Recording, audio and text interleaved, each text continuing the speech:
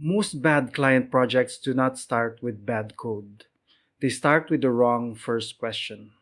Someone asks, should this be WordPress? Should this be React? Should this be Shopify? Should we build it custom? But that is already too far ahead. The stack should not be the first decision, the stack should be the result of understanding the project. I see this mistake a lot in client work. The conversation starts with a technology preference instead of the actual problem. A developer likes React, so the project becomes a React project. A client heard WordPress is cheaper, so the project becomes a WordPress project. Someone wants Shopify because it sounds simple, so the project becomes a Shopify project. But none of those choices mean anything until you know what the system actually needs to do. The first question should be much simpler. What workflow are we supporting? Is this mostly content publishing? Is it e-commerce operations? Is it a dashboard? Is it a booking flow? Is, is it an internal process? Is it a SaaS product? Until you understand the workflow, you're not choosing architecture, you're just choosing a logo. Developers usually think about the project from the build side. We think about code structure, components, database tables, APIs, deployments, and maintainability.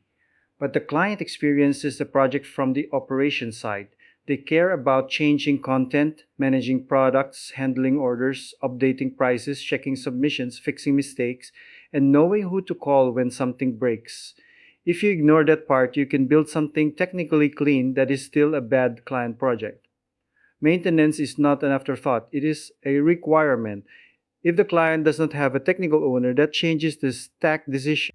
If they need to manage everything themselves, that changes the admin experience. If the project depends on weekly content edits, that changes how much custom code you should write. If the business cannot afford ongoing developer support, that changes what best stack even means. A cheap build can become expensive support. This is where many projects quietly fail. The initial quote looks good because the stack was chosen for build speed, but after launch, every small change requires a developer. Every plugin update becomes risky. Every new feature fights the original structure. And suddenly, the client is paying for the decision that looked cheap at the beginning. Before I choose a stack, I want answers to 5 questions. What workflow is this supporting? Who updates it after launch? What changes every week? What must never break? And what happens in version 2? Those 5 questions usually reveal whether the project is a content site, a store, a custom app, a plugin, a Shopify app, or something hybrid. For example, if the project is a content heavy marketing site with a non technical team, WordPress might be the right answer. If it is a standard e commerce store and the client wants low maintenance, Shopify might be the right answer. If the store has a painful operational workflow, maybe the real product is not the theme. Maybe it is a Shopify app or a custom internal tool. If the project is an internal quoting system with unique rules, forcing it into WordPress just because WordPress is familiar may create more problems than it solves. The stack is downstream from the business problem. Workflow comes first, ownership comes second, maintenance comes third, data comes fourth. Then the stack starts to make sense.